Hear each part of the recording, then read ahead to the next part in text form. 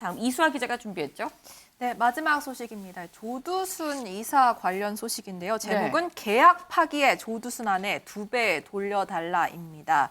이 조두순 기존에 살던 집 임대차 계약이 끝나서 새 집으로 이사하는 시점입니다. 네. 지난 17일에 안산에 원래 살던 곳 인근에 조 씨 아내의 이름으로 계약이 진행된 것 같다라는 소식 저희가 잠깐 전해드렸었는데 네. 이 월세 계약이라고 합니다. 보증금 1,000에 월세 30으로 들어갔는데 네. 원래 계약할 때 보통 10%만 먼저 내잖아요. 그쵸. 그런데 이 조 씨 아내가 지금 돈이 다 있으니 모두 다 내겠다라면서 오. 이 보증금 1,000을 모두 다 지불하는 쪽으로 계약을 진행했다고 하고요. 네. 이 남편이 뭐 하는 분이냐 집주인이 물었다고 해요. 그러니까 회사원이라고 답한 것으로 전해지고 있습니다. 이 뒤늦게 집주인이 조두순 내외임을 알게 돼서 네. 이 계약을 파기하고 싶다라면서 이 받은 1,000만 원 거기에 위약금 100만 원을 얹어서 돌려주겠다라는 내용 증명을 작성해서 이 공인중개사에 뒀다고 합니다. 그런데 이 조 씨 내외가 연락을 받지 않기 시작했고 이 집을 찾아가도 문을 열어주지 않아서 네. 결국 해지를 원한다라는 내용의 메모만 남기고 이 집주인이 돌아와야 했다고 합니다. 네.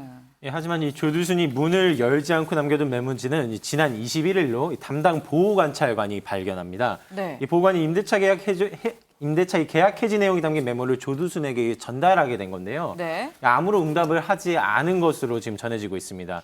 이 직접 계약 취소 의사를 밝히자 이 조두순의 부인 오 씨는 오히려 이 계약을 파기하는 만큼 이 보증금의 2배인 2천만 원을 돌려줘야 된다고 요구한 상황입니다. 아니 지금 부인이 돌려달라고 하는 게 계약이 파기됐으니까 내가 준 거에 2배를 달라라고 지금 얘기를 하는 건데 이수아 기자. 이게 2배 돌려줘야 되는 거예요? 조두순 아내도 회사원이라고 남편 회사원이라고 거짓말한 거 아니에요? 이게 일단 본인이 받은 전적이 있습니다. 출소하고 바로 집을 구할 때 그때도 계약이 한번 파기돼서 이 계약금의 2배를 돌려받은 적이 있고요. 또 중개자들 사이에서는 계약 시 보증금 전액을 지불했다라도 상관례상 10% 정도만 계약금으로 보니까 그러면 1,100만 원만 주는 거 아니냐 뭐 이런 얘기까지 나왔고 아까 말씀하신 것처럼 회사원이라고 거짓말하지 않았냐. 네. 이거는 좀 고지의무를 위반한 거다. 그러니까 조금 더 계약금에서 피해를 봐야 되는 거 아니냐. 조 씨 부부가 이런 얘기도 나오고 있는데 부동산 전문가한테 물어보니까 이게 의무 위반이 아닌 것 같다는 의견을 들었습니다. 듣고 오시죠.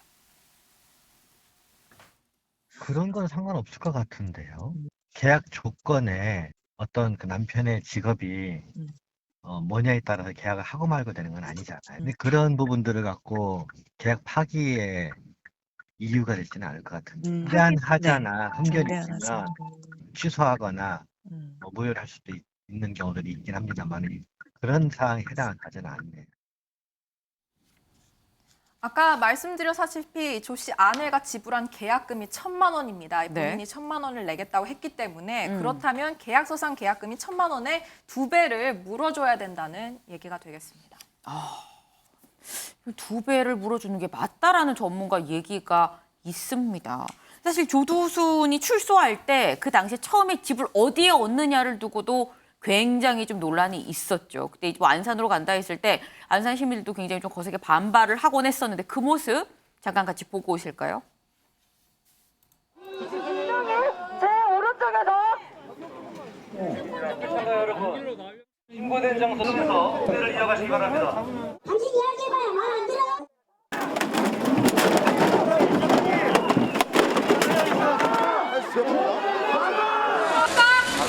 사람 없나요?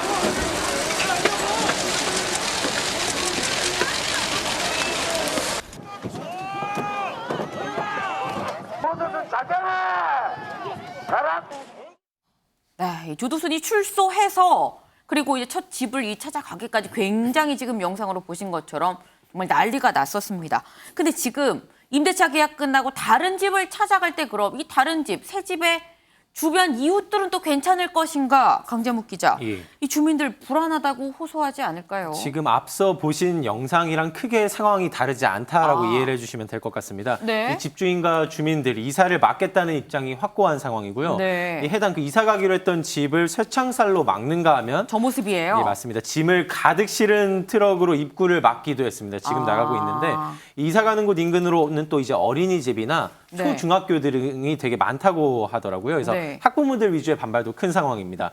맘카페 같은 반응도 같이 살펴봤는데 이 안산에 있는 한 어느 동이든 무섭다. 어디다가 다시 가뒀으면 좋겠다라는 반응까지도 계속 더해지고 있는 상황입니다. 네, 시 차원에서도 좀 부랴부랴 대책 마련에 나섰습니다. 입주를 법적으로는 막지 못하잖아요. 그렇다 보니까는 이 주변 인근에 있는 CCTV를 추가로 10개를 더 설치하고 이 좀 어두운 가로등을 모두 전면 교체하는 등 만반의 준비를 하고 있다고 합니다.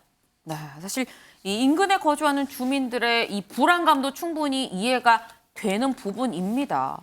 근데 또 한편으로는 현실적으로 그럼 조두순 같은 이 중범죄자, 성범죄자는 또 어디로 가야 되는가 하는 이 부분도 좀 저희가 좀 고민을 해야 될 포인트가 아닌가 싶습니다.